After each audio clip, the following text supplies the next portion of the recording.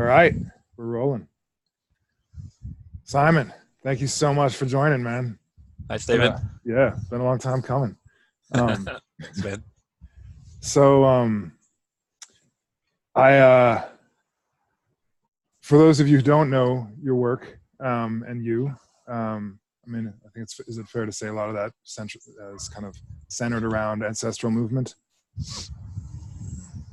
which I definitely want to hear you talk about it for a minute. But as I've expressed to you, and I just want to say, I mean, when I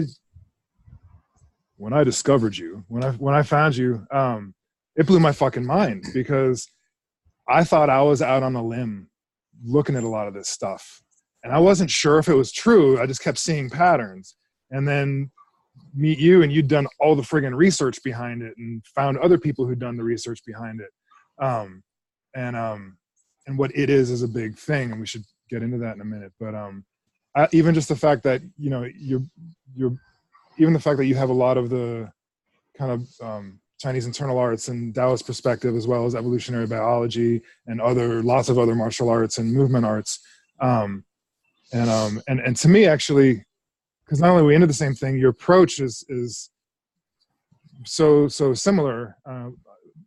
I mean, obviously we're very, very different people, but a lot of that, I can see Chinese internal arts in the way you do animal movements. And I suppose someone could get there from other places, but because those were the places I first kind of learned the qualities of movements that I see in you doing, you know, all the quadrupedal, fish, all that shit. But I just get such a kick out of that fact.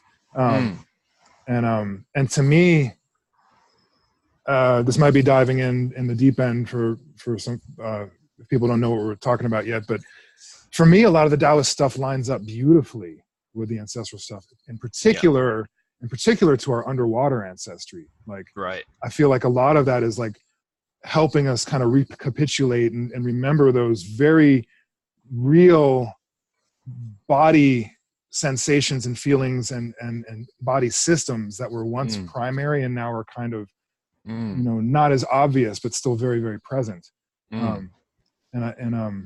As you're nodding, obviously you know what I'm talking about. But, yeah, I feel it for sure. Yeah. You know, like, I mean, yeah, that's an interesting place to start. Because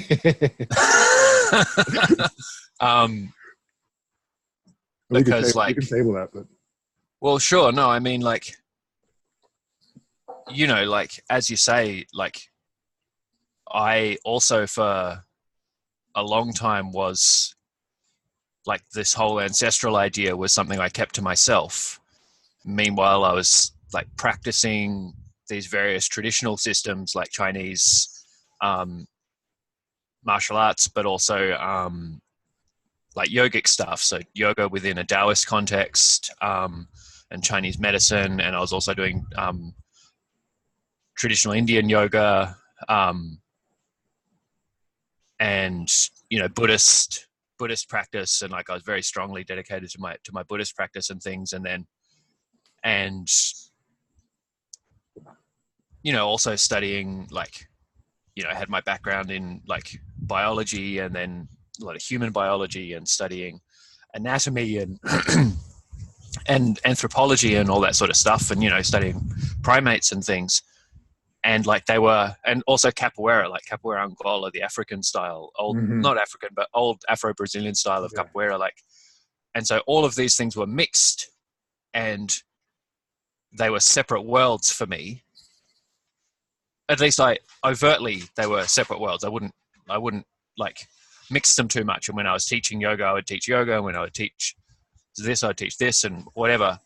But like, always, for whatever reason, I've been curious to the point of obsession about human origins, you know?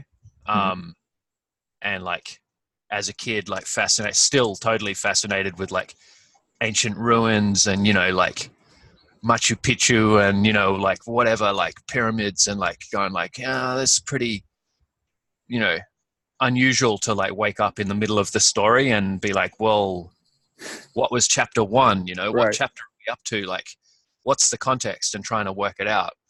And so I didn't realize, but the movement arts, I realized later more and more that the movement arts were a study into what the reality of the body. You know what I mean? Like it's a link back to our animal self. Well, that's what it became more and more. And so, you know, studying Indian yoga, it was like, look, like what I thought was traditional turned out to be not traditional. It's like, you know, you find out like a lot of, there's these gymnastic exercises which you see at first, but then you study, and it keeps on taking you further back to like stillness practice and breathing practice and like the bandhas, like weird contractions of your sphincters and the walls of the abdomen and weird movements of the spine, all of these practices. And the same with the Chinese ones, which drive the attention from the periphery of the body, which drive the attention and awareness into the central axis of the body. Yeah. And so like my movement practice and my meditation practice from all of these traditions were leading me into the center of the body. And then I'm really grateful for the capoeira, because the capoeira Angola is very, very, very like, I used to think of it as an antidote to all of the like upright posture stuff that I was getting from the yoga and the Chinese arts. Mm-hmm. And then spending lots of time in the forest mm-hmm. and discovering that these movements, like the movements of what, you know, modern yoga, like they don't do much for you in the forest. You know what I mean? Mm-hmm.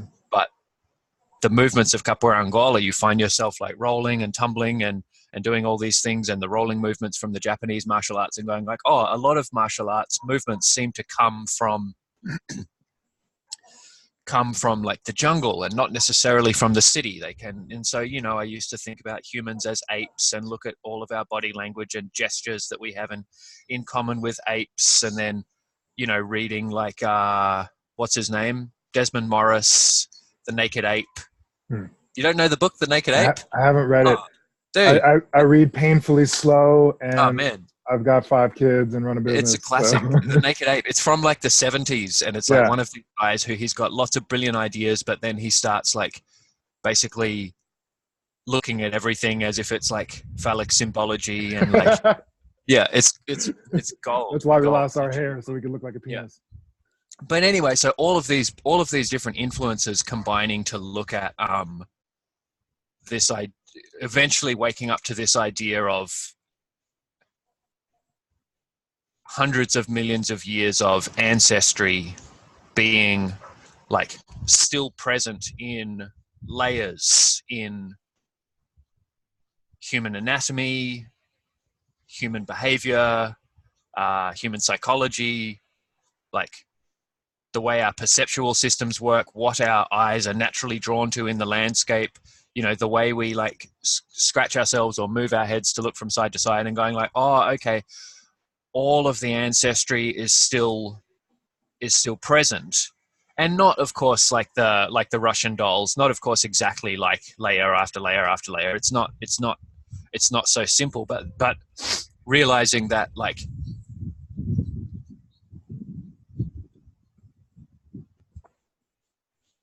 everything in the present only makes sense because of everything in the past, which has created this present, you know. And it's this huge concept. It's like this present is the culmination of 4 billion years of life on this planet, and here's a primate nervous system operating some machinery looking at another primate, and 4 billion years has led to here, and there's no way to make any sense of it without that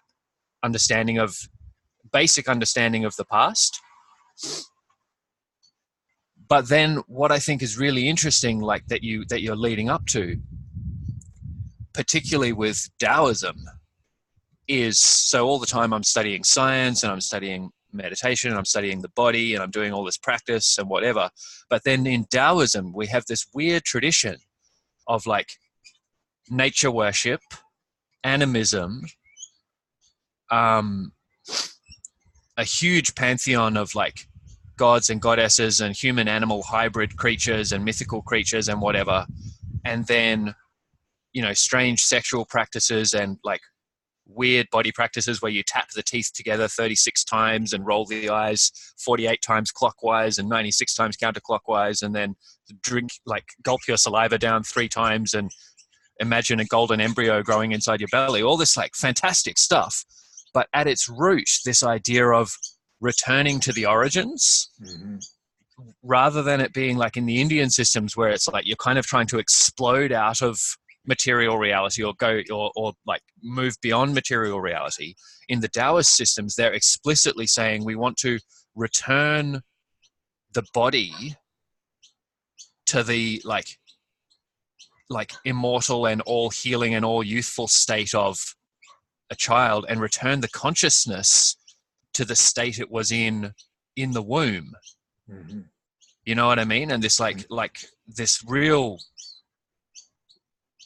like actually trying like Taoism is very much all about like the embryo, returning to the state of the embryo, and the embryo being this perfected alchemical thing which contains, you know, it's this unfolding and it hasn't started to degenerate yet.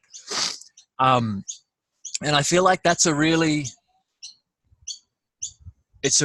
interesting thing. Like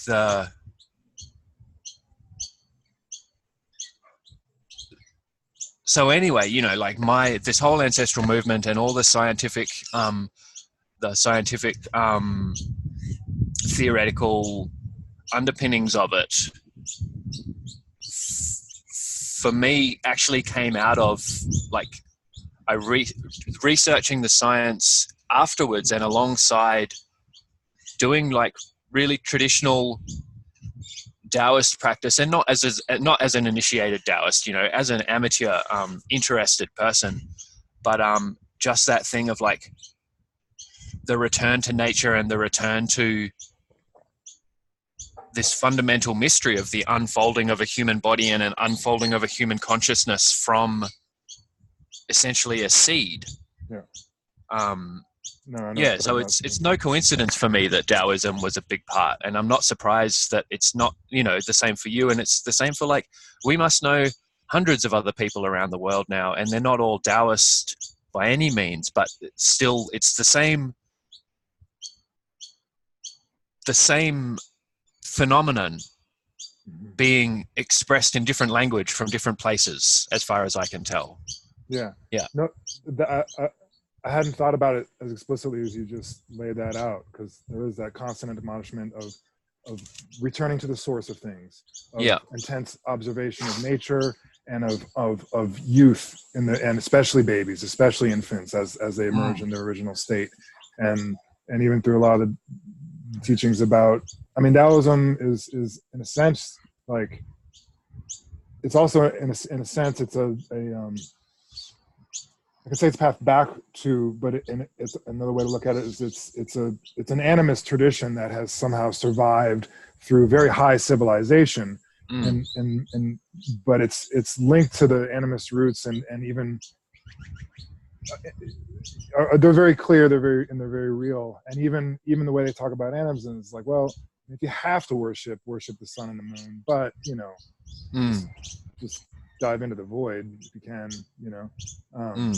I mean, there's, like you said, there's thousands and thousands of practices, but just that constant, you know, reminds me of a line from one of the copies of the I Ching that I had. It's peace means returning to the beginning, you know, and that's kind of what we're talking about, and that same interest in anthropology, you know, and a lot of these same people you know are talking about that are interested in movement, interested in anthropology and cultures around the world, and how humans interact with nature as well as martial arts, and want to geek out on the body, because it's like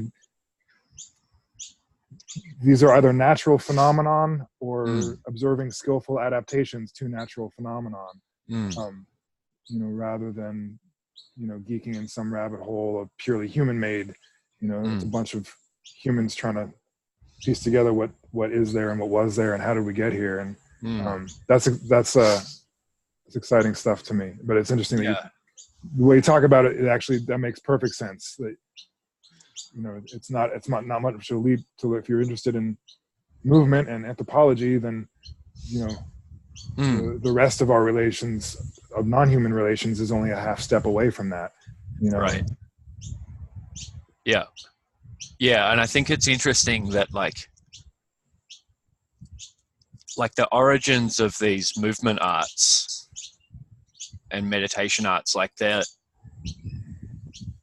you know, we've got written language only the last, you know, whatever it is, 5 or 6,000 years at the most, right? Like, you know, it's like 3,000 years is like super, super old written stuff from India and China. But it's like the oldest written stuff from China, some of the oldest stuff, like the Huangdi Neijing, the Yellow Emperor's Classic, like the old Chinese medicine texts and things. It's like some of the oldest written stuff in China has like strange movement practices and meditation practices described in it, you know. Mm-hmm. And like the oldest written stuff from the Indian oral tradition, like the Vedas, it has descriptions of like meditation practices and you know, like obviously translations and interpretations are difficult, but it looks like these sorts of body-based, like using weird physical breathing or chanting or like song and movement and dance, and going into altered states through them. It seems like that's like an ancient fundamental thing. Mm-hmm. And what I find really interesting, like you mentioned, like the Taoist links to the watery ancestry, right? And you know, if we go into any sort of serious yogic practice in which the breath can be slowed down to experience the breath as a ripple, as a wave moving through the body. And then in the Taoist traditions, we have like deliberate cultivation of a smooth like wave through the spine with the breath, that you feel it washing up, you know, you feel it washing up through the region of like the brainstem and the brain and behind the eyes and all of that. And you do those practices and they feel really good. The better you get at them, the better they feel, right? They feel like inherently rewarding, like really pleasant. And you start to be able to like literally get high and bliss out off your own breath and off the feeling of like waves moving through your spine and your body. And then because we have an intellect, we start trying to go like, what is that? Why does that feel good? Why am I drawn to keep doing that? And then you get a whole mythology around and a whole philosophy around the practice. And I'm really curious because I feel like a lot of the philosophies arose possibly alongside the practices. You know, you can never tell, like, when, you know, like what, like chicken or egg. And of course we're talking like human culture. So there's nothing arose in a vacuum. Everything arose with the culture and so on, and part of the ecology and the landscape. And so that's part of the thing of like, and then looking into like African stuff, and there's like so much spinal undulation and all these things in African things, and in the Caribbean, and you know, like Haitian dance, and like all of these different traditions where people like start rhythmically doing something, and then they do it for so long that their body becomes like a rag doll, and they're so relaxed but they're still being drawn along, and all of these sorts of things. And then you look at the stories they associate with it, and it's like ancestor spirits and all these sorts of things. So I just find it really interesting that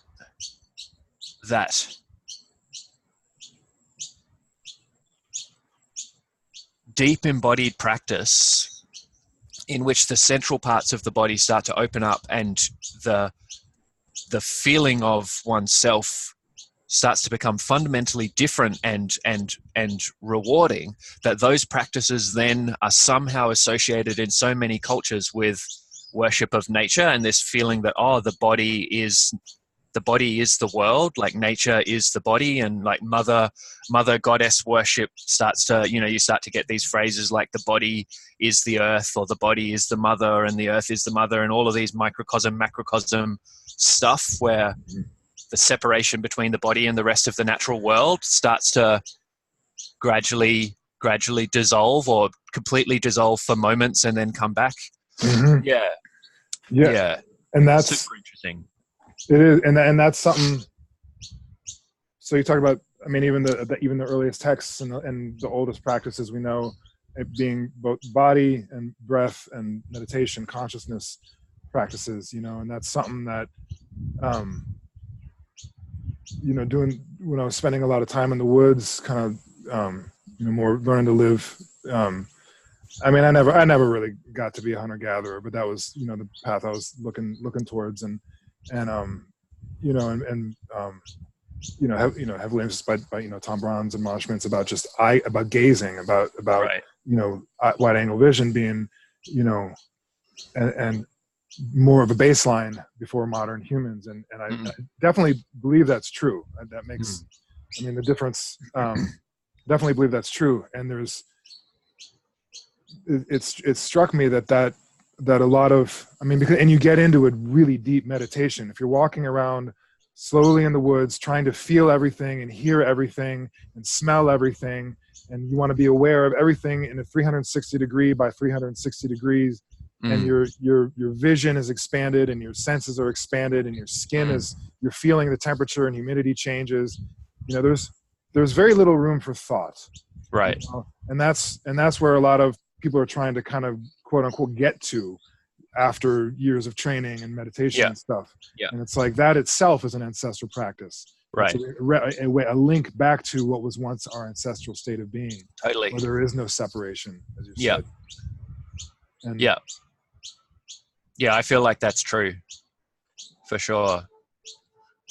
I found, so like I didn't make it this year because I went to Europe, but the last couple of years, my partner and I, we've joined our friends who make a yearly trip to a remote Indigenous community in Northeast Arnhem Land in Australia, and they've been going there for going on 15 years or something, and it started off with my friend Kate was going there to learn weaving and to try and connect with Indigenous culture in Australia after she returned from doing the caretaker program for a year at Tom Brown's Tracker School.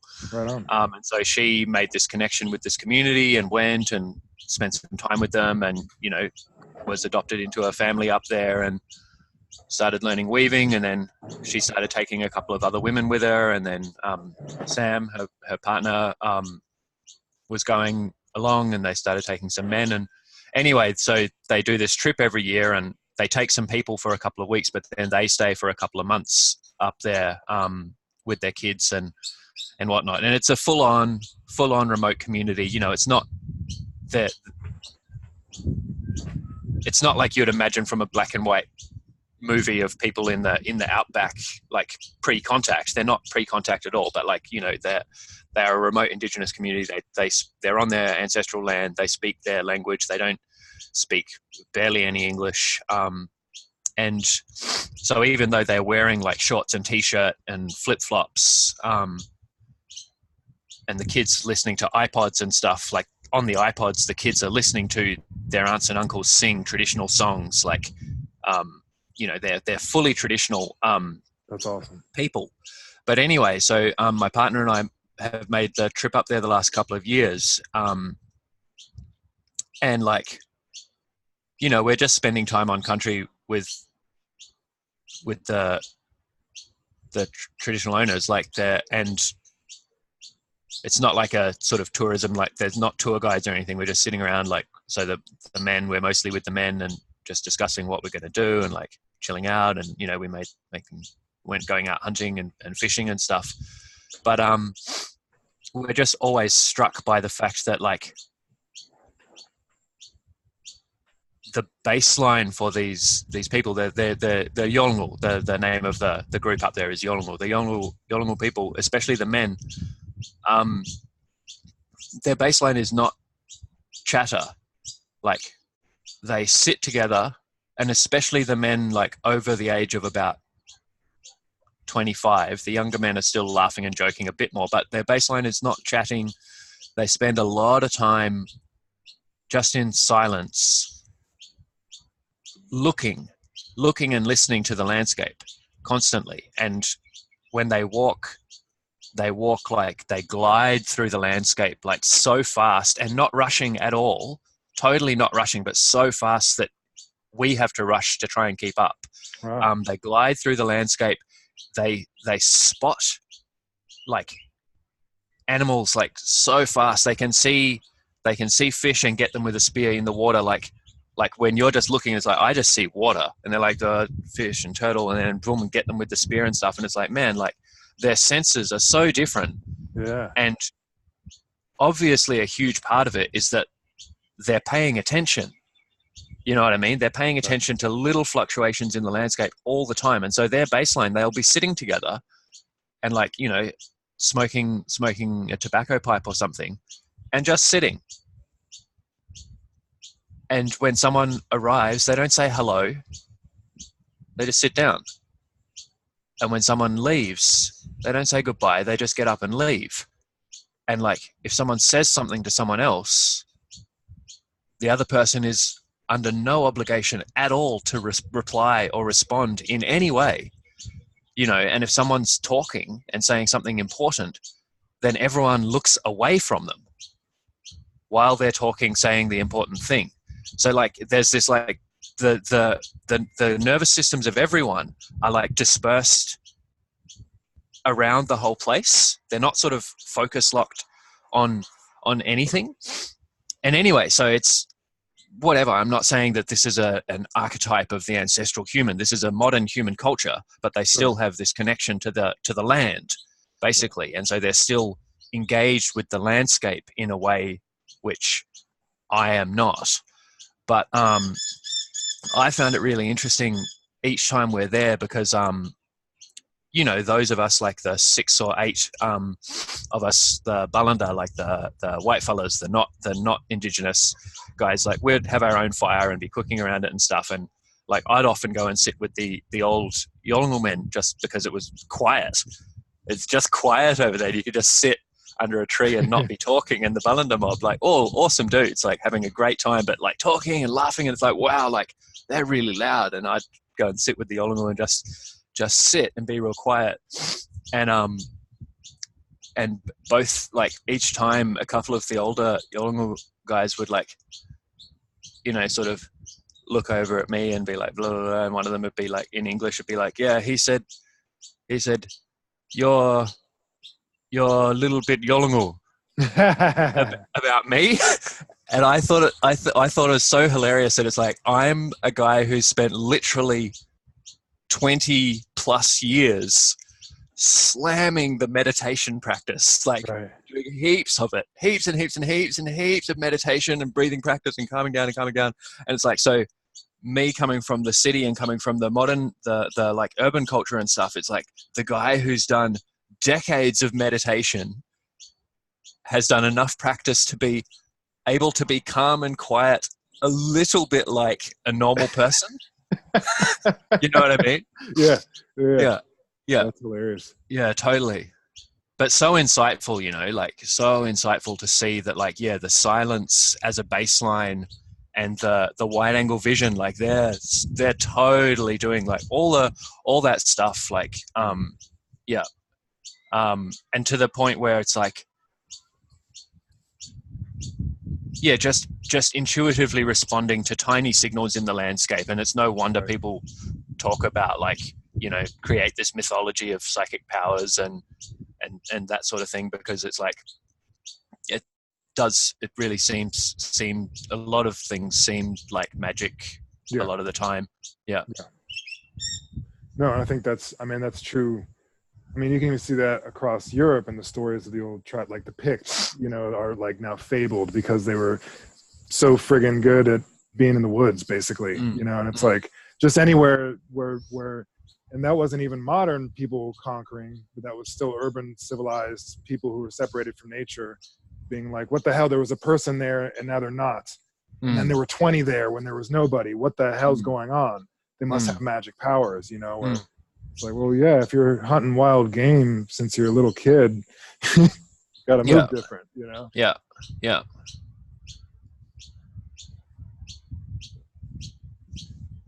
I'm glad interesting. I'm glad there's still people living that way. Yeah, totally. Yeah. It brings, like, when this stuff comes up, and a lot of people are like, well, like, the world's different now, right? Like, the reason we don't have those skills is they weren't functional. They weren't the skills we needed growing up as children in the society we grew up in, right? Like, we naturally develop the skills we need to function in the human society.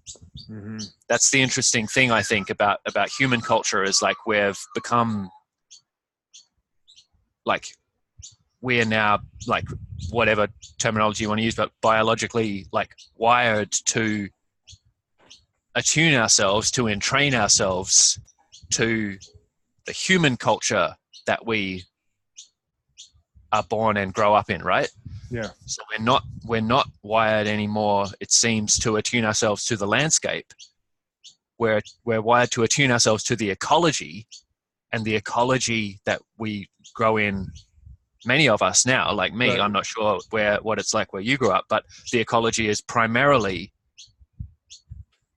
other humans. Totally. A couple of pets here and there, but like, where, like, plants are decorative or whatever, right. And the walls, and then so all of your ecology is mostly cultural. It's mostly human stuff, and so it's natural that we evolve. Our nervous systems are sending out our little strings and feelers to attach to signals coming from other humans primarily, right, and to filter out signals coming from the non-human world, right. And so you go, well, so, like, all of these, like, whatever you want to call them, ancestral skills, like, they're not functional in modern society. And so that, I think, is a really interesting thing of going, like, the only way to make them functional is to infuse them in the culture. If you're working on it by yourself as an individual, it's not going to, like, it's sort of like going, okay, if you have friends that can walk on your hands, then it's valuable to walk on your hands because there's right. other rewards. Right. And that's what we're seeing happening now, right? Yeah. That's why you and I found each other through an internet Facebook group. It's like, all of us are, like, going, like, yeah, like, there's this other stuff which is really interesting and which helps us, like, re-attune our sensory systems and our bodies to the non-human world, and that's whether or not it's going to help me pay the bills or feed my family or get, like, societal status. Like, it's rewarding, right? It's interesting and it's rewarding. And then because other people are in, we start looking for other people. It's right. Like, hey, like, no one else knows what the fuck I'm talking about, but Stephen over in Asheville, he knows what's up. And so then we find other people, and then we can even get, like it becomes rewarding from the interaction, and then it becomes a cultural phenomenon. And then there's rewilding, and there's, like, survival skills groups popping up everywhere. And now those of us in the movement world are starting to make those links between movement practice and rewilding practice and survival skills and permaculture and, ecology. And so then it becomes a cultural phenomenon, and then it becomes interesting to other people, and it grows. Yeah. I'm sort of jumping from one thing to another here, but, like, this is when I start riffing on this stuff, but that's always like, well, what's the point of just doing it for me? And then, do we need it as a culture? And we clearly do, because our culture has produced us who are interested in it. You know what I mean? Yeah. I like that. Well, and then going back to what you were saying before, I forget what word you were using, but you're like, if people say, but it's not adaptable in this culture, or it's not, or I forget exactly what word, but I mean, I get what you're saying, because it probably doesn't help your bills unless you happen to find other people who are into this weird stuff. But on the other hand, as you were saying initially, layers upon layers upon layers, and there is something in us that craves this. Right. And I know, certainly for me, and I think for many of us involved in, any of these aspects, whether it's the rewilding or martial arts or movement in general, embodiment, like, because there is those parts of you that, hey, I trained myself to fit into the boxes that, I was put in and to please the people around me, but there's something really missing that I only get fed if I'm alone in the woods, or if I'm walking on all fours, or whatever it is, or having someone simulate danger by hitting me with a stick, Right. And then learning to face those fears, because Yeah. daily life doesn't require me walking on a slippery log every day to go out and get breakfast. Yeah, for sure. It's like, there's all this good stuff happening these days with research into childhood, like, and the importance of play in kids, and all that sort of stuff, and going like, oh right, like in a few years ago there was some research in England where like they discovered that like only 12% of children under the age of 10 in like urban Britain had ever climbed a tree, or some like, whatever horrible statistics like that. Yeah. And then the parents of those kids realize, oh man, like we've really fucked up, because they all know that they grew up climbing trees, and that climbing trees is like awesome, and being a kid is awesome, and you climb trees and you run around and you do all the shit. And then they realize, oh wow, we've created a culture in which our children haven't been allowed to do that because we're scared for them. And everyone goes, oh, I didn't mean to do that. I personally didn't mean to do that, but we collectively have done that through our fear and our trying to create comfort and safety. And so then, that's like schools across the like whatever Western world, like all across Australia, like they're not allowed to climb trees, like they're not allowed to do handstands and cartwheels. They're not allowed to like engage in physical contact and push each other and all these sorts of things. And then they discover that when these kids get to teenage years and early adulthood and whatever, they're less resilient, they're less emotionally aware, they're less able to deal with conflict, they're less able to deal with failure, all these sorts of things.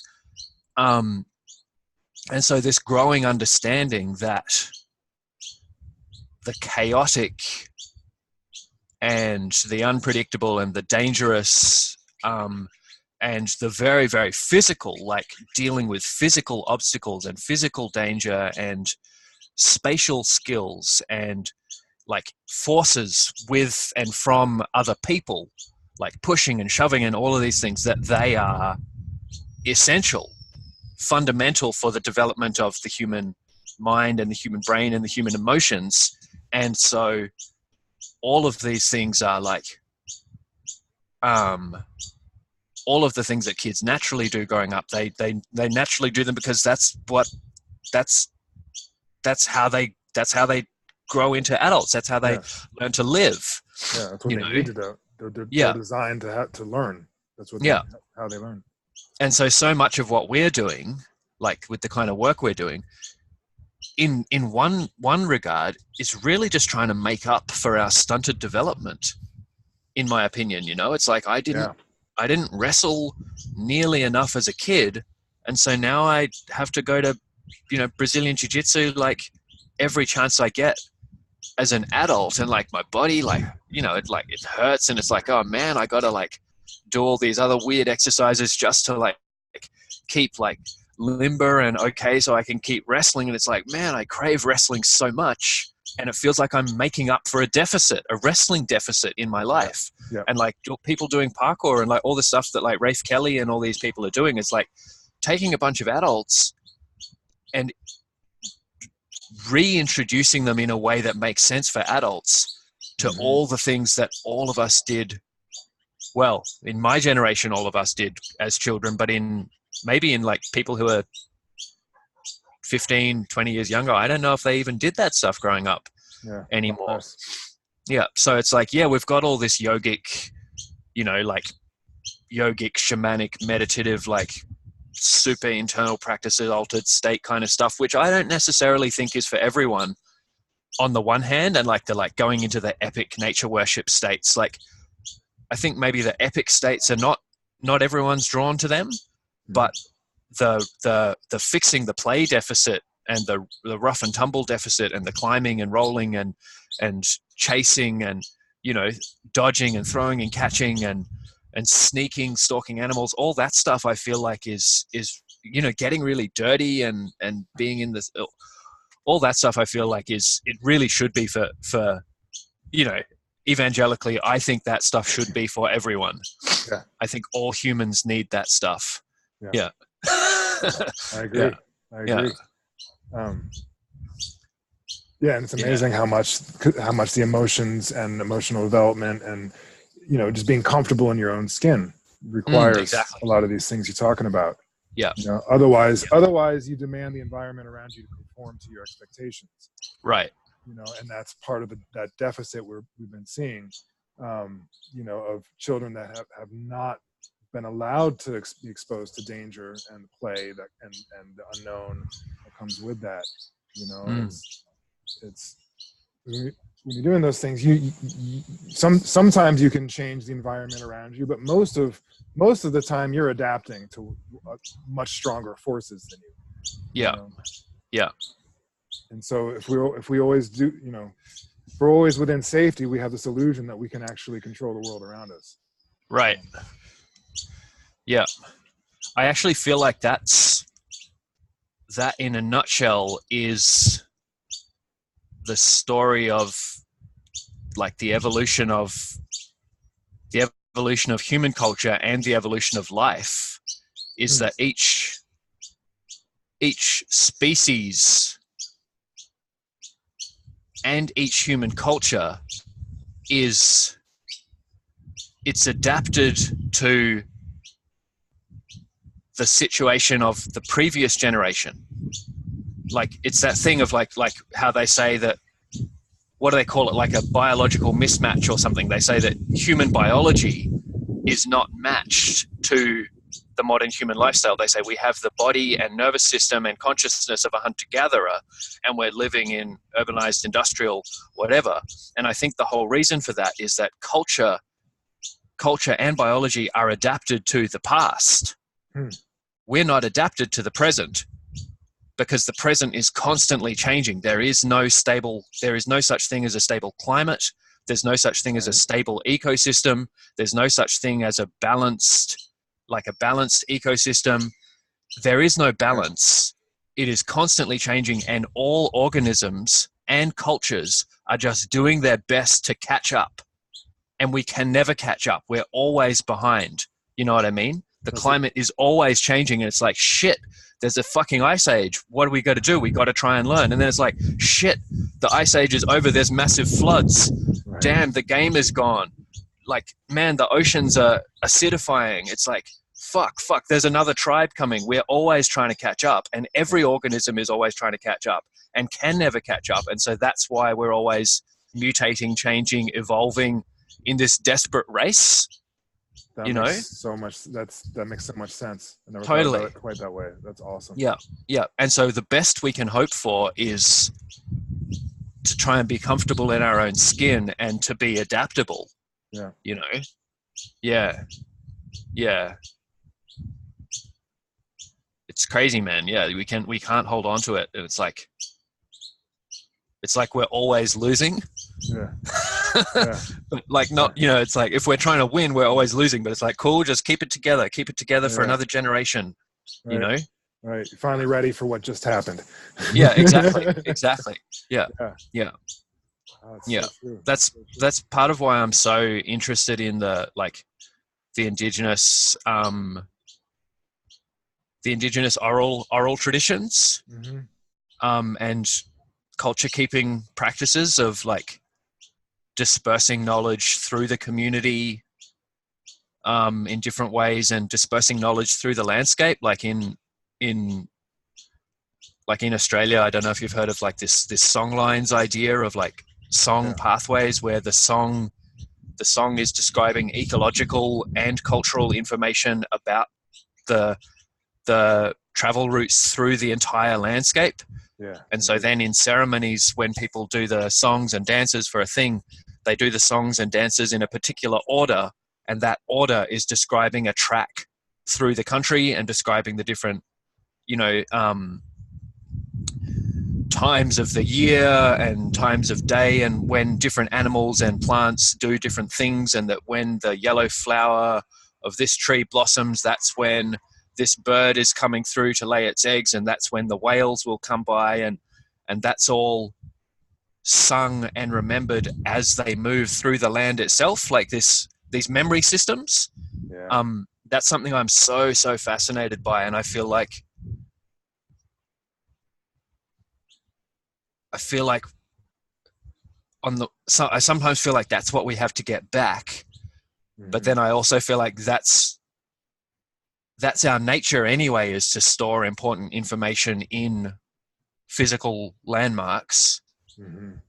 That's how our memory works anyway. And so in like some future world where people are living back on the land again because society's collapsed and whatever, then they'll be doing that again anyway. So part of me is like, we should be doing it now. But part of me is like, man, like that's what people have always done. Well, that's an interesting. I mean, I hear both sides of that, and there's a concept in biology called developmental homeostasis. Are you familiar with it? Basically, in some, fucked up animal experiments, as the embryo is developing and the optic nerve is growing towards the eye, and they put a barrier there, and the nerve hits the barrier and it figures out how to go up and over and back down, and it eventually makes it to where it was going to go. Developmental homeostasis. And so when I first learned about that, I thought, maybe there's something like cultural homeostasis. Like if all the bullshit went away, we'd just remember how to live again, and over time, I've gotten maybe I've just gotten bitter and jaded, but I actually don't think that's true. I think a functional culture takes a whole lot of intentionality behind it, and it takes people being raised by elders who were raised by elders who knew some things and wanted everybody in the community to grow up to be good humans, and it, not to overly romanticize it, but it's like, every story, I mean, all around the world, it's like there were people, with every, that were locked in blood feuds for generations and generations until someone came and showed them how to get out of it and things like that. It's like, so if there's enough people who know the concept of doing the song line, then they can probably figure the rest out from there, but it might take a while if nobody remembers that's even a thing, Yeah, totally. Yeah. And that's the thing of like in Australia as well, is like realizing that like there's all these signs that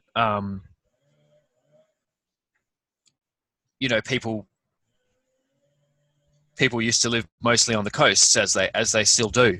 But then end of the last ice age, around 10,000 years ago, the coastline shrank rapidly a lot as the sea levels rose. Right. And that during that time, all of those people who were living around the coast, they got forced inwards. And in the rock art, they start to get more depictions of tribal conflict. Right. So you go, okay, all these people, they were spread out. And then like around 10,000 years ago, they They got pushed together, pushed together, pushed together, pushed together. And then now we have this really intricate system of kinship relationships, marriage, like who's allowed to marry who's allowed to talk to who in particular ways, who's allowed to look at each other in particular ways, who has like different skin names, different totems, people being responsible for knowing all about and protecting certain animals, certain plants, certain parts of the ecology, and they're not allowed to eat those things themselves, but they're allowed to tell other people when they should harvest them and when they shouldn't, and where they should go to harvest them and where not, all these sorts of things. So you get this, and then that's associated with the songline system and all this, and you go, wow, this is a really, really intricate, complex system, and people had to get together and work that out. Yeah. Like this system is not, it's not like a random system. It's like people got together and must have had like councils and decided this, right, in response to some sort of need, probably based around resource scarcity and conflict and like climate change, ecological change. You know, and so it's like going like, man, these were some smart people. It's like mathematical, like everything's organized, and it's organized in a way through kinship ties and bloodlines that power can't get concentrated in one family. Power, every generation is being redispersed, power and knowledge being redispersed. So it's like amazingly, like it's still hierarchical, but it's also egalitarian. It's like it's hierarchical in specialized things, but egalitarian generalized. It's amazing system. And you go, wow, like these people came up with that. These elders, these ancestors, and who they call the old people, who they utterly revere. They're like, the old people were smart. The old people were brilliant. They were wise. They came up with this way of living, which, and it's like, man, they've been there for like 80,000 years, you know? So yeah, you're right. I agree that it's like, yeah, cultures take time to and effort and work to make it work. But I also have this other idea that, you know, we talk about cultural healing, right? Right. And this idea really helped me when it hit me a few years back, when I was like, oh, like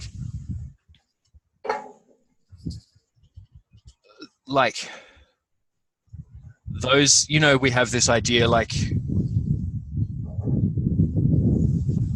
you know, I went through like a pretty strong activist phase in my 20s, and I still, you know, I know a lot of like people who are really dedicated, like activists on environmental issues and Indigenous issues and all sorts of things here in Australia and around the world, and you know, people who go and blockade forests and, you know, all these different like counterculture things. Yeah. And in the counterculture things, like we often get this idea that like, oh man, like I'm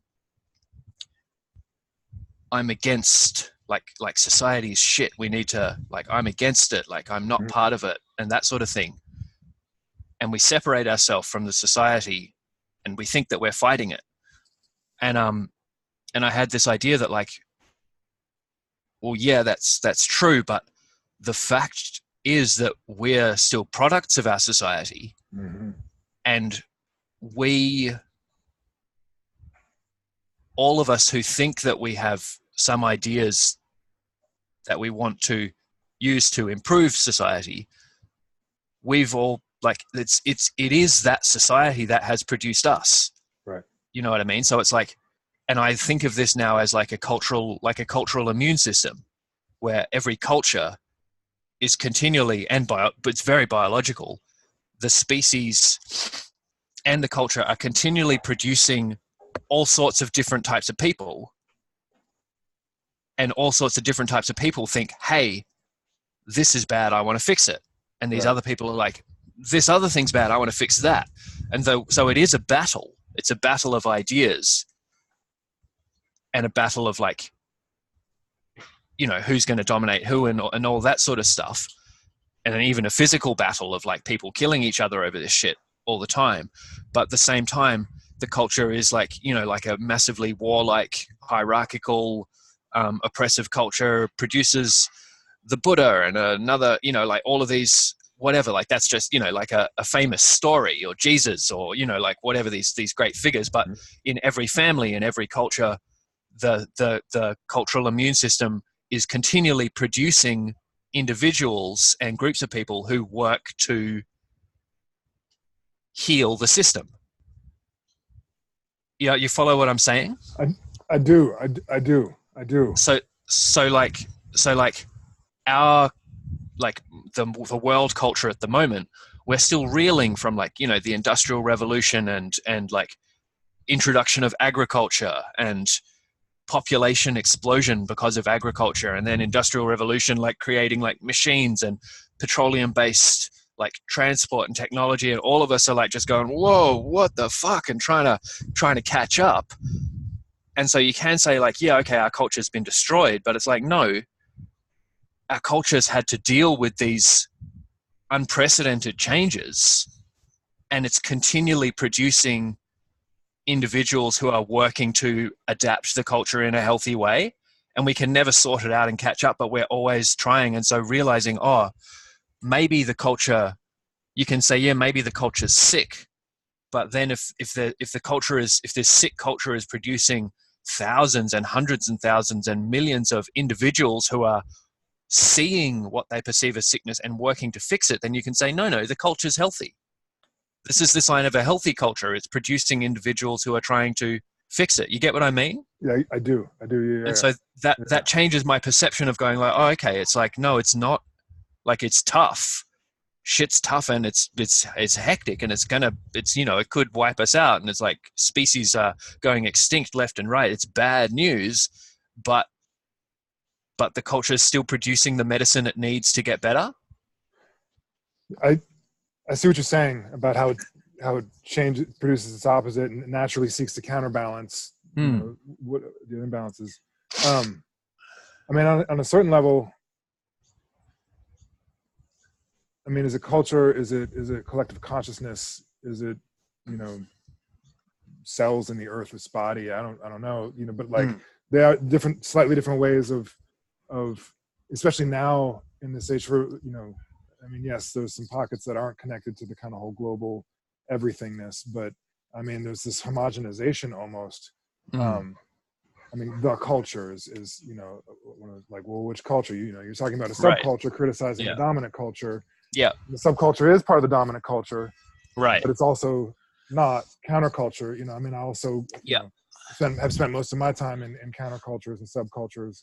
And on the other hand, you know, and now, like, you know, now those threads span the globe in most cases, you know,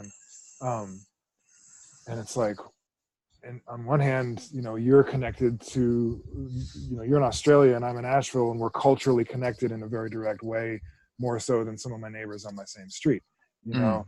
But then on another level, like, well, it's just consciousness, and I don't even know if that stops at human consciousness or what, where it's like, on the one hand, we are doing the bad and we are doing the good, and we're just trying to figure it out, you know. And I've had some interesting conversations with a lot of my old friends from more radical circles, and you know, and they get so fired up about things, and I'm like, you sound like a Southern preacher to me, you know. And I'm like, you know, and it's like, just even the approach, and it's interesting because I mean, here I am basically, you know, not policing, but like taking issue with somebody's speech and language, and that's one of the things I take issue with.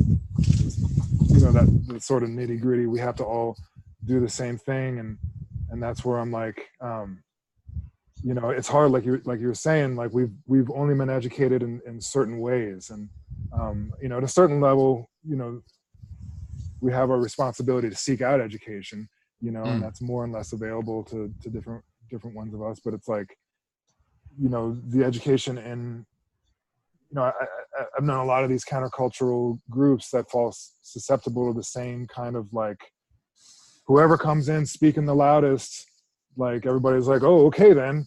And it's like, and that's part of where I'm like, I'm going to not do what people tell me to do, you know, because that's part of my, and that's one of the something I used to think of as like an emotional immaturity. You know, I called it my inner teenager, like my inner rebellious stuff. And and I actually came to terms with that recently. You ever read Hierarchy in the Forest? Christopher Boehm, I believe is how you say his name. Mm-hmm. Great book, and I love it. He's an anthropologist. And he's just looking at the origins of egalitarianism in humans. And that's one of the things he talks about, you know, and I've been exposed to this concept, but not in the way as clear cut as he presents it. As just like, that's actually like among hunter-gatherers. I mean, although there is variation, like as a group, you can say hunter-gatherer humans are far more egalitarian than chimps, and even by far than bonobos, you know. And most of us don't think of humans as being the most egalitarian ape, you know.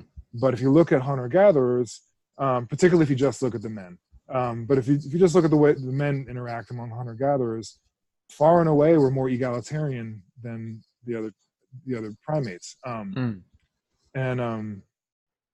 part of that is, and again, there's active ways of keeping that in check. Like, you know, one of the problems they must have run into, because many of them came up with solutions for it, is, you know, if you're a really, really good hunter, you know, you get all the meat, you get all the ladies, you get all the respect, you get all the things, and that starts to build resentments.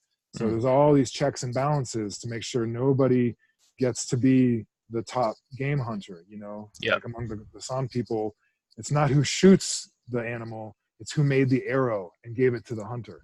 Right. You know? And that's who technically owns the meats, and then still they're expected to give it away in very equitable ways. You know, and so just like you were saying, there's all this intricacy to make sure nobody gets to be the rock star, at least not all the time, you know. You know, and part of what Christopher Boehm's notion as well, if, you know, among chimpanzees, if you have one chimp that's 30% bigger than all the other chimps, he can pretty easily be a bully, you know. If the others, if he pushes too far, eventually 3 of them will gang up and tear him to shreds. But you can get away with a lot.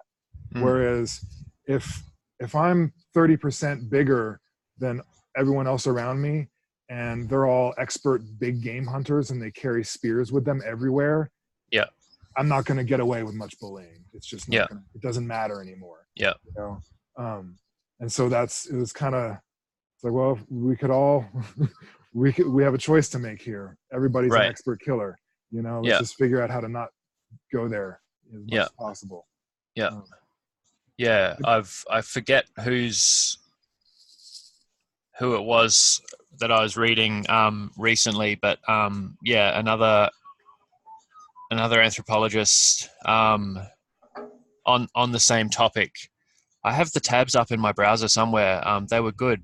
I was going to share them with you actually, about how lots of societal and physical adaptations in humans seem to be based around actually like protecting us and our families from strong and hyper aggressive males in our own species. You know, that so much of our culture is based around protecting the group from the most dangerous individuals. I'd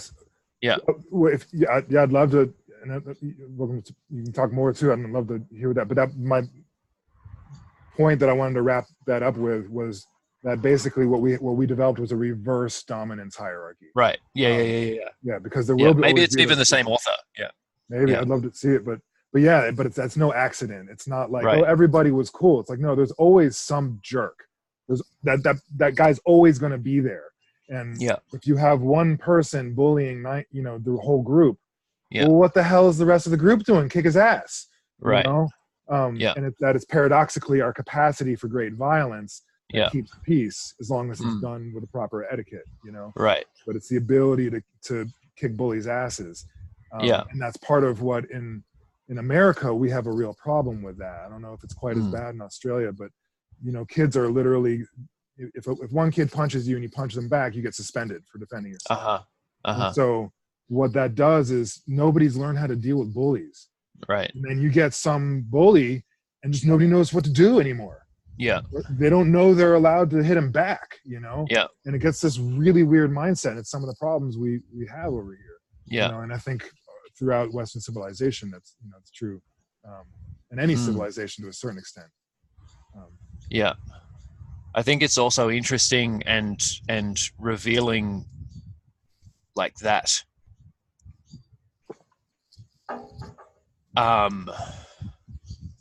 That those traits of like, obviously,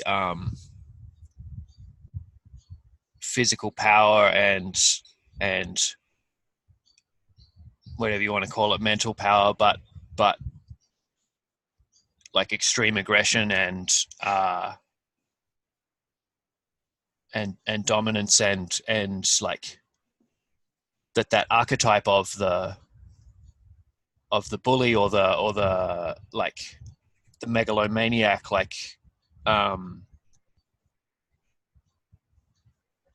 warlord, that those traits are still like very much preserved in the gene pool and extremely socially valued. But then that also results in there being lots of, again, particularly men who have those traits really strongly, but then, you know, who have like, they're hyper aggressive, like wild tempers and violent tendencies, and they're physically strong and like they want to like scream and like lift big rocks and throw them on the ground when they're angry and smash car windows and all these sorts of things, often because they're so frustrated, because they know they're like a superpower, strong person, but they're not celebrated and they're not supported and they have no outlet for their things. And so then it's like, you know, like fights or crime or all these sorts of things. But the fact that all those traits are still very much in the gene pool shows me that like when times get hard, often like super powerful, ruthless, less empathic, like often like psychopathic, like people will often like take charge, like seize power for a period. And the fact that that's happened over and over and over and over and over and over again shows that like, yeah, like culturally we create this reverse dominance hierarchy to keep that in check. But the fact that that has always had to be kept in check shows that those traits are extremely valuable for the survival of the species under certain circumstances. Yeah. You know, and that's it's that juggling act, that balancing act of all of these traits. Like, again, like we're talking about, that's why we need to have wrestling and fighting and like aggression. We need to have outlets for them because we can't just suppress it all and be like, nope, we're all equal. It's all totally cool. And you're bad because you're aggressive, you know? So it's like, yeah, we need systems to keep that in check, but we also need systems to have healthy outlets for all of those things and also to celebrate different kinds of people, you know, including people whose natural tendencies are aggression and shouting and hitting stuff. And it's like, whoa, it's like, fuck, man, this dude's too much. And he's like got a criminal record and stuff. But you're like, man, like 500 years ago, that guy would have been like the savior of the village. Like, totally. And even, I mean, it's like you were saying before, we adapt to what just happened. And you're describing that person. It's like, anywhere except for, you know, modern industrial society, that person would be very valuable. I mean, the emotional aspects are a slightly different thing, but there's, you know, I mean, you know, there's a lot of people that are legit just very kinesthetic. They're kinesthetically oriented.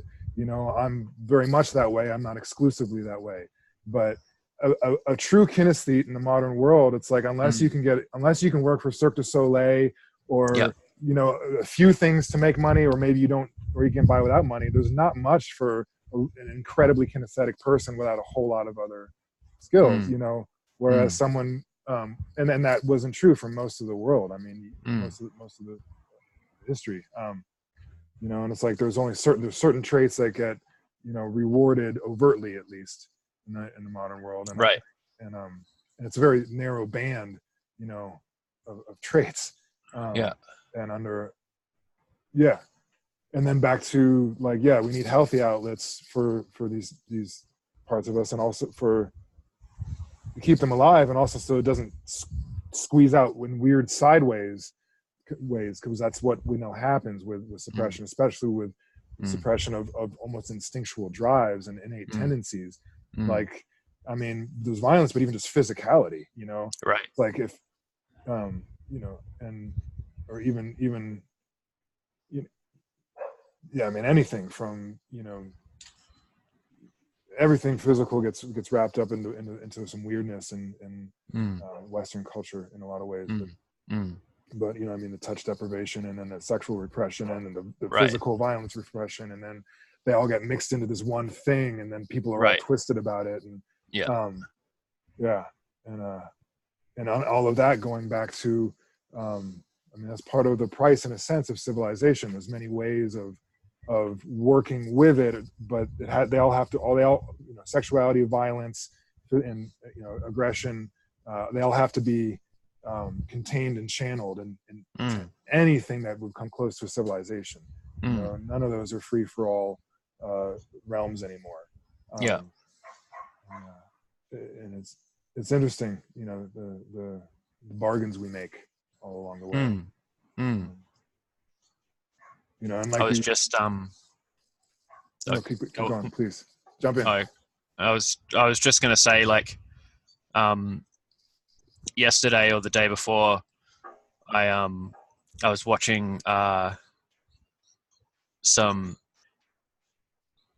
you know, footage of Mike Tyson boxing in his, you know, in his prime and in his youth, and like when he was really young, and then older and growing up and stuff. And it was just like, you know, like I grew up like where he was, like Mike Tyson was like in his peak when I was a kid. You know, he was like boxing.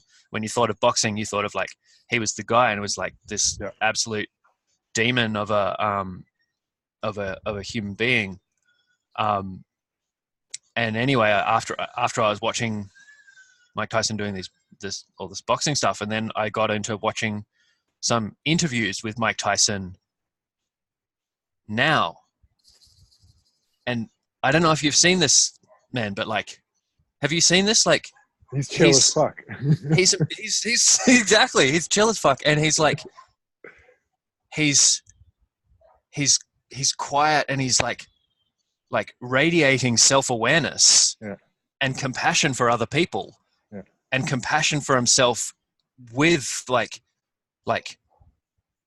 grief over his past, and like and love, and like, it's like, I did not expect to see and feel like this guy like develop in that way. And it's like, and you know, then he's talking about like smoking toad venom, like 5-MeO DMT, and loving how he loves magic mushrooms, and like some bits with Joe Rogan and some other people. And it's like,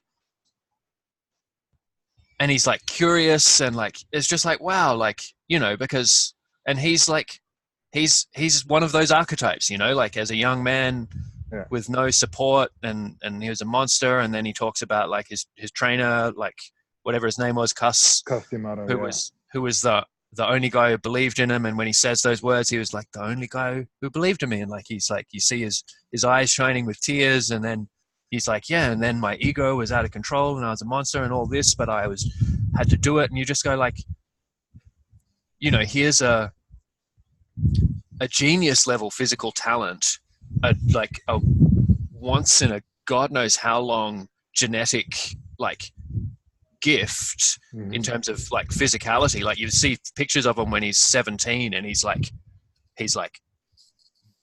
Greek Greek statue athlete kind of dude, and then like you go like, wow, a society who doesn't support that guy, you know, he's right on the edge. He literally had one guy supporting him who happened to be a world-class boxing trainer, but otherwise, you know, this guy, like, huge potential to cause immense harm. Yeah.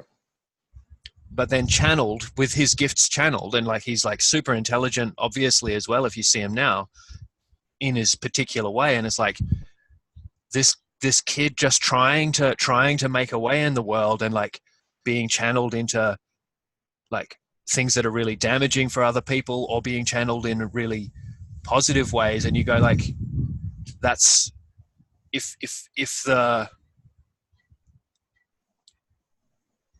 yeah, I don't know, just that space can be created for people to like, so many of the traits where we just rule people out as being like bad, or like they've got, you know, learning difficulties, like other people, it's like, yeah, they're like, they need to go in the special needs class, and then it turns out, no, they just need to be allowed to move their body while they're learning. You know, so many of these people, like Scott Sonnen, another dude who's like, they said he was retarded, and said he was you know, he couldn't ever do maths, and he was never gonna, you know, he's like an idiot. And then they realized, no, he's dyslexic, and he learns through movement. And then it turns out, what do you know? He's an absolute genius, you know? Yeah, I know quite a few people on that, somewhere in that realm. Yeah, me too. And when you're talking about Mike Tyson too, it actually brought up, for a few years, for my teenage years, I was around a lot of very violent people. I mean, largely by choice. It was the DC punk hardcore scene, and I just loved it, you know. And there was always different factions, you know, and there was but a lot of the punks and the skinheads, and I knew a lot of very violent people. And there's a few people I knew that I would actually consider legitimate sociopaths. But a lot of the people I knew that were, you know, it was one of those, you know, teenage boy, you get credit from being a good fighter and that sort of thing. But a lot of them were actually simply very intensely loyal humans. And they're the kind of person that would kill or die for the people they love. You know, and from the outside in, it just looks like fucking violence, you know? But on the inside, whatever stupid rationalities and stupid beefs and petty whatevers were going on, at the core of that was this deep sense of loyalty for many of them, you know, and pride and honor, and often even that self-sacrificing notion. And I'm not saying all violent people are like that. I'm just saying that you know, some of the, you know, pit bulls actually I generally find to be the same way. I think pit bulls, one of their more unique, well, maybe not unique, but they're kind of emotionally dependent compared to a lot of other like work dogs, you know. I mean, and so they will do anything for their guy, and if their guy wants them to tear someone else up, they'll do it because they love their guy that much, you know. And it's a weird kind of twisted thing, you know. But I just felt compelled to bring that through. I don't know why. Yeah, totally. But, yeah, I think that's, you know, like, to sort of bring it back to the whole ancestral movement idea, and, you know, ancestral movement not in terms of like the name that I gave what I was doing, but ancestral movement in terms of this idea of like researching and exploring like the evolutionary history of the species through movement and stuff. Like the whole point of it really is all of this stuff, to recognize that we contain all of these genetic and anatomical and behavioral traits in us, and they're never going away. You can't deny them.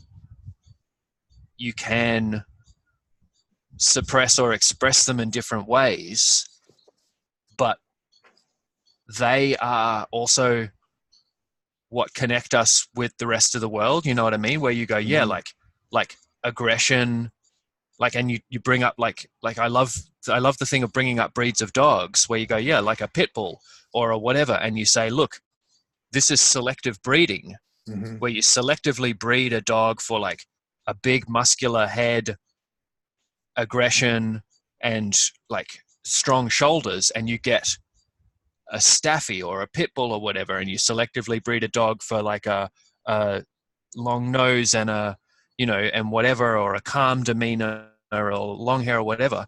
And then you go, look, the only reason we don't have humans like that is that like eugenics and those sorts of programs are like, they're frowned upon. They're frowned upon, and mating in the human species, reproduction is a bit more random than the selective breeding of pure pedigrees in dogs and animals. But that kind of breeding is absolutely possible in the human species. And if we wanted to, if people wanted to, they could selectively breed for humans with really big heads and big jaws and massive shoulders. And like, you know, you could selectively breed for aggression. You could selectively breed for like peace and love and kindness. You could selectively breed for a really good sense of smell. You could selectively breed for all these sorts of things and create all these, like, pick a dog type. You could create all of these equivalent human types. But in us, it's all just mixed in. And so by exploring and working with those physical traits and physical skills and so on, we're working with those exact same traits and skills and abilities that are spread all throughout the animal kingdom, and getting to know them. Like, you know, like what's our friend Ramon? He calls it healing the human animal. Right, you know, right. He's a wolf rehabilitator. Yeah. You know, so it's almost like you get a dog whisperer, a dog trainer, and you know, they take the aggressive dog and they're not like, it's a bad dog. They're like, no, we need to socialize it. Yeah. And like have its aggression, like, you know, have it so that it's responding to appropriate signals and not responding inappropriately to the right sort of signals. And, you know, that's what we're doing. We're training the human animal in ourselves to like respond in ways that we think are culturally beneficial for this culture and this time now, you know? Yeah. Okay, there's a lot in there. I mean, I think to some extent, just to, I mean, the selective breeding and eugenics, like, yeah, there has been some of that, but I get your point that mostly it's just mixed in, but then there's these cultural nudges, you know, and different cultures have different nudges, and sometimes more overt. I mean, there's, but mostly kind of nudges and reward systems, or like the family is like, no, we breed with that guy, you know, marry that one, you know, like, you know, we kind of self-domesticate, you know, in a sense, but yeah, not, I get what you're saying though. It is kind of spread out and it pops up randomly, and it's like, oh, this two siblings and one of them's super peaceful and one of them's hyper aggressive, and how did we get here, you know? Right. But yeah,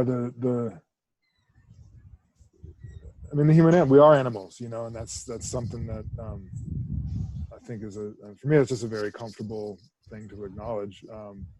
But I know for some folks it's touchy, but it's like, and even getting back to what you were talking about before is like, okay, I got tired of being of worrying about the culture at large and the dominant culture and this, that, and the other, and it's like, well, let me just help create the microculture that I want to live in. You know, let me surround myself with the people who have traits and knowledge that I want to adapt, and hopefully I can give them enough something of value that they hang around with me, you know, and you know, and it's like, you know, learn to communicate in ways that I find are acceptable, and you know, and sometimes we have to all work that out together, and like, but rather than, you know, shouting into the wind, like that just feels so futile, and that's like, I had to stop paying attention to politics, you know, because it's like, I don't want to get mad at things that I can't make better, you know. It's like, I have problems I actually can make better.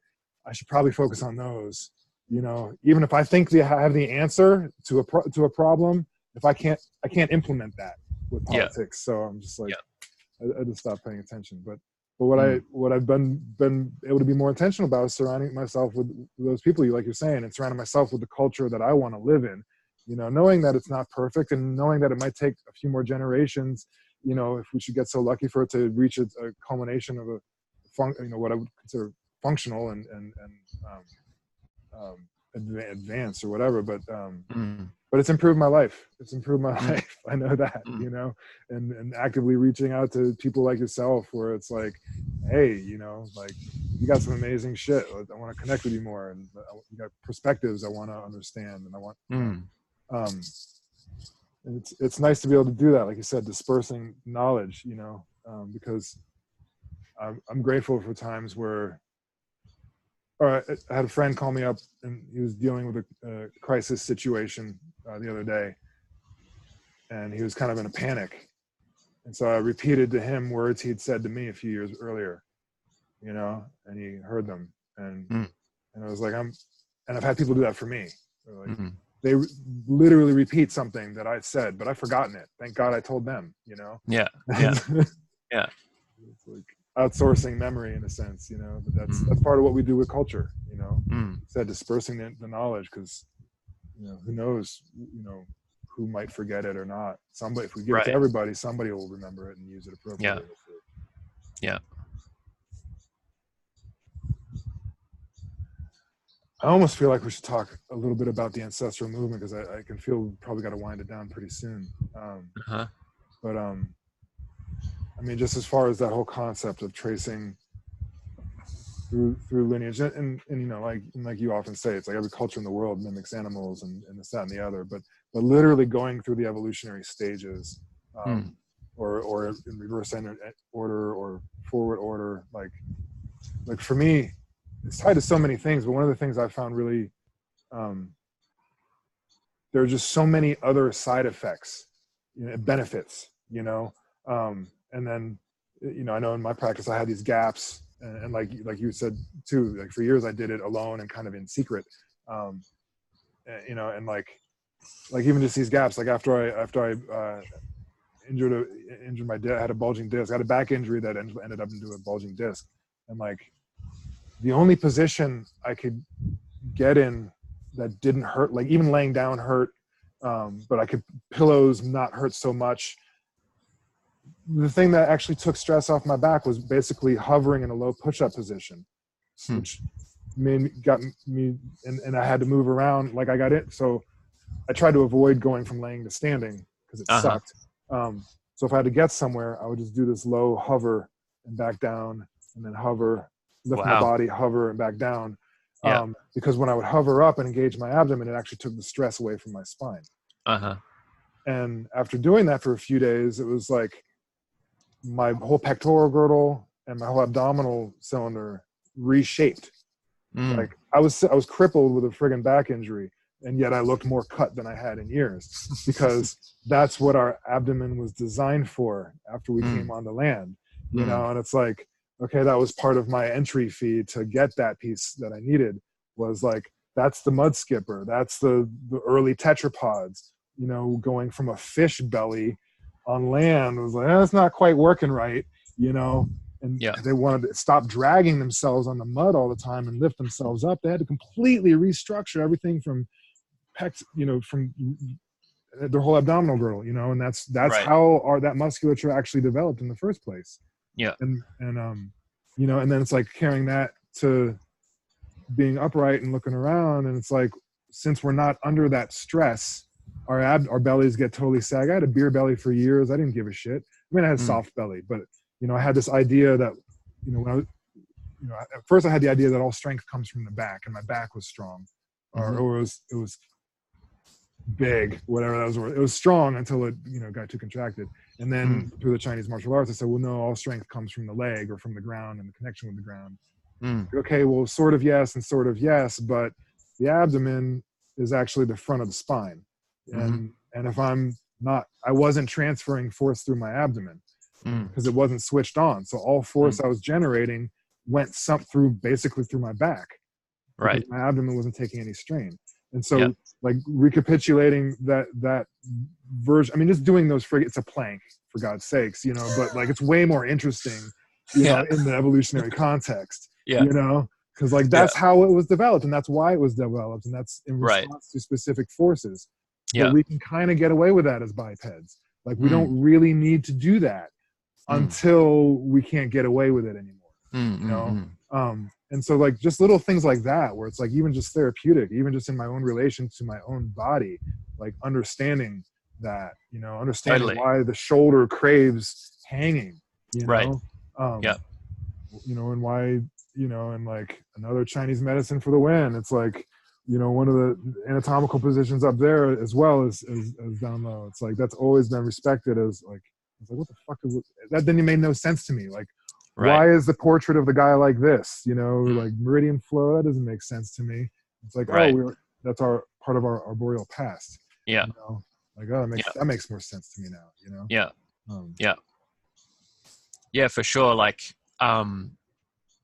it's funny when I occasionally attempt to describe what I do, and it's like, oh man, like, because like so much of it, it's like, so if I go, okay, like I often start by saying I used to be a physical therapist.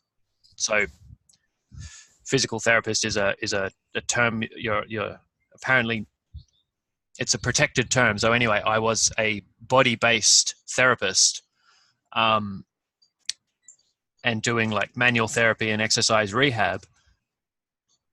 But then because of my movement background and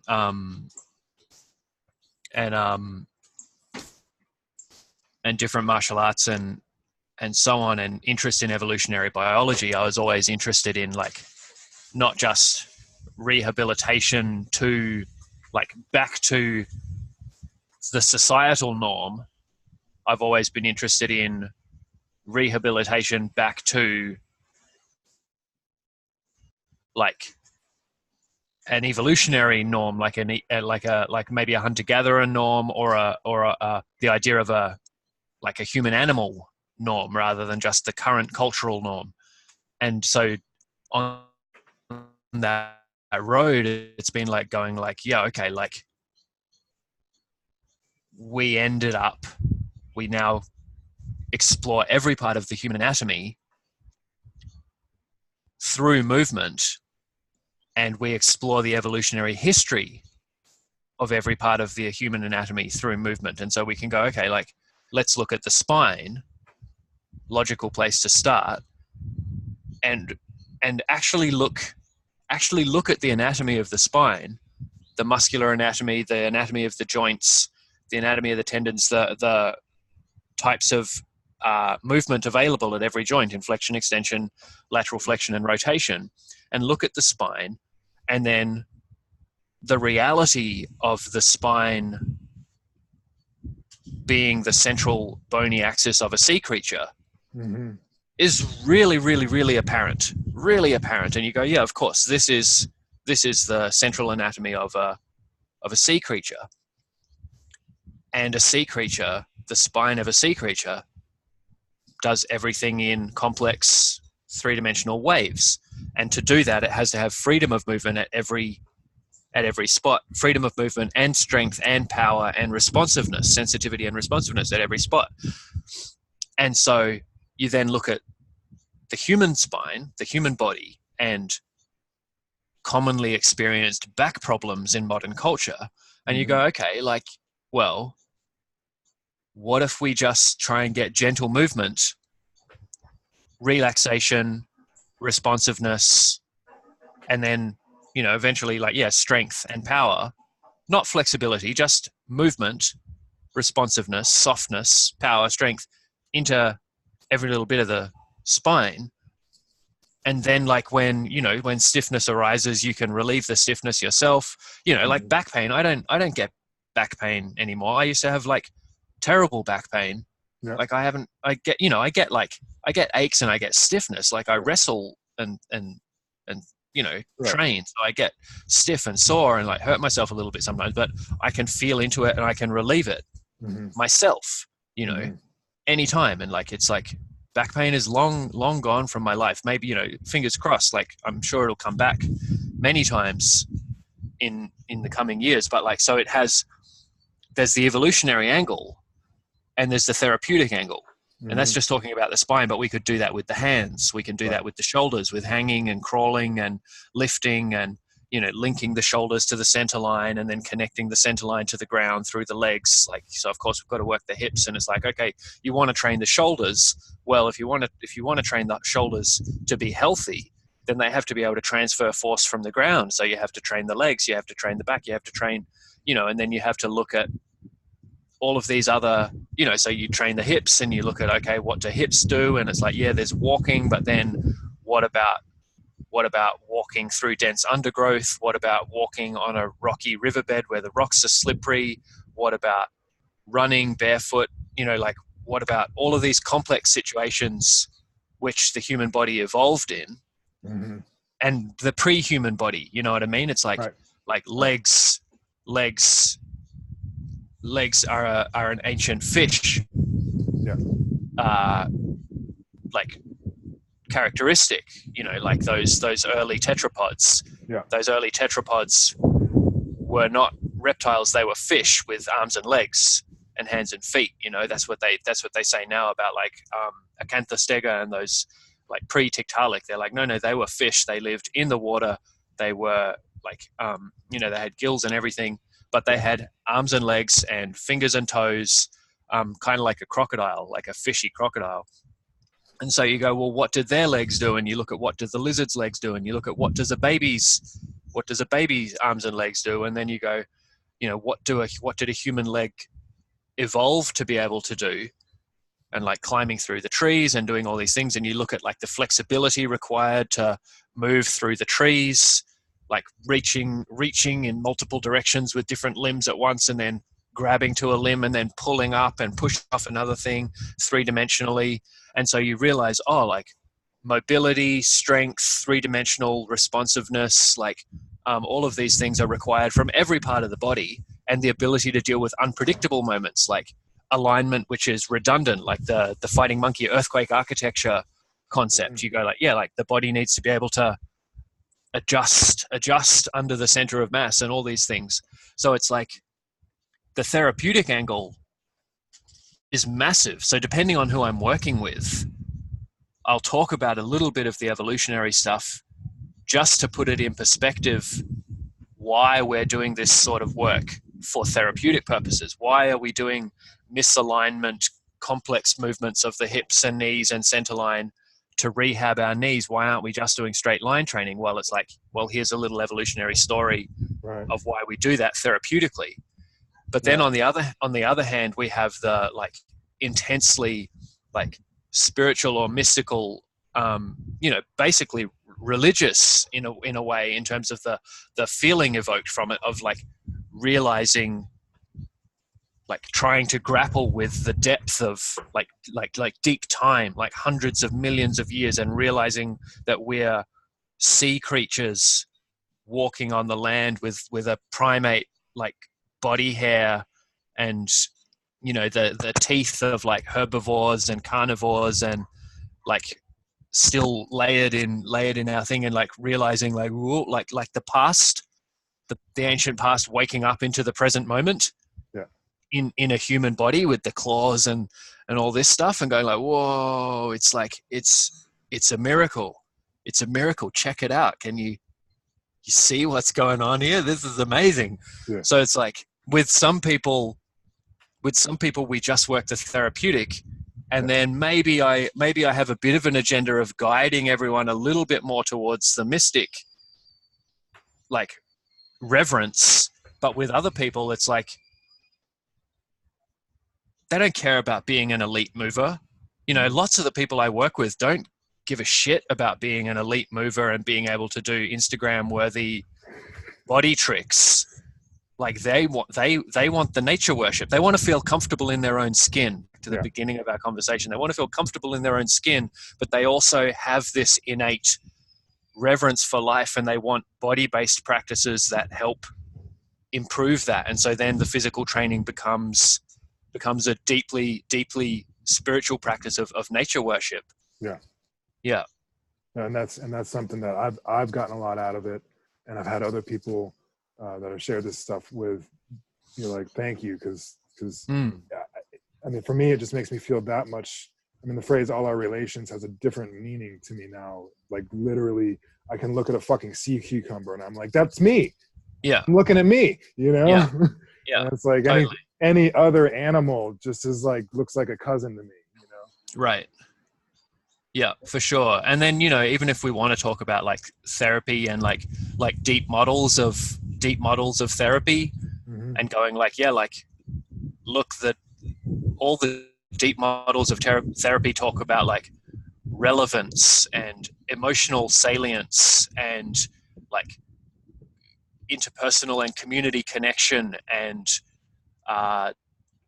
learning acceptance of the way things are, and like celebration of what's good rather than focusing on what's not, and all these things. And so you go, look, that's why we've even got religion, right? In one way, it's like that mystical side of things, of putting things back in the big picture. And you look at the body and you go, oh, my body's breaking down. I'm getting older, and like, oh, my hip and my injuries or whatever. But then at the same time, if you can be like, my injured leg and it's painful, but if at the same time you can be experiencing the fact of a leg, the existence of a leg, like a four-limbed body structure with a central axis of a fish and a reptile and coming out of the oceans, and you can be accepting that all these big concepts of nature moving through all things, and like, my lineage reaching back to the very beginning of time, and that's a big one. Like my family, all my relations, exactly. That's why it comes back to that. So you go like, yeah, my knee hurts. It's okay. It's not so bad. I'm going to die. I'm going to decompose and be eaten by the world. And like, it puts that, so that's extremely therapeutic on the deepest level. Right. You can work your muscles and work with pain and become more physically capable and age gracefully and like be an athlete and have fun and play with your kids and all these sorts of things. But then you've also got this greater context of like nature is miraculous and it's good to be here. Yes. Yeah. Thank you for bringing all that up. It's like, what are we talking about again? Oh yeah, that's right. Yeah. Existence. Yeah. Exactly. Yeah. Existential meaning and GAINZ, right? Yeah. Cabs. Yeah. Man, it's been a pleasure. It feels I'm probably fading into the shadows over here. Yeah, it's getting dark. I just noticed. I was like, I can't see you. Yeah. I really appreciate the last little bit you did in particular. I appreciate the whole conversation, but that was a beautiful glimpse into exactly what you're talking about. tying it all together. And yeah, it is. I love that there's these layers to it, and it's like, this is a functional understanding, it's a functional practice, but that's kind of tip of the iceberg. Like it is so much more. Yeah. So much deeper than that. Yeah. And neither's necessarily more valuable than the other. You know what I mean? Like if your back's killing you. Yeah, exactly. We want to help your back. We want to help your knee not hurt, like that sucks. Yeah. Totally. Definitely been there. Yeah. Definitely been there. And then the rest of the time it's like, okay, and why? Yeah. Does it matter? Yeah. Oh, for all these other reasons. Okay. So any I mean, that was a wonderful parting thought. But any parting thoughts? Any conversation? Any little nuggets of wisdom you want to drop before we part ways for the time? I don't seem to be very, very good with the parting drop of wisdom whenever someone asks me for one. Yeah. No, it's nice. It's good. It's good to be here. It's good to, I like talking about this stuff. Yeah. Well, I appreciate you taking the time, man. I appreciate the conversation, and it's always been a pleasure, and we'll doing it again soon. Nice one. Thanks, All right, man. All right. See you around. Have a good night. man.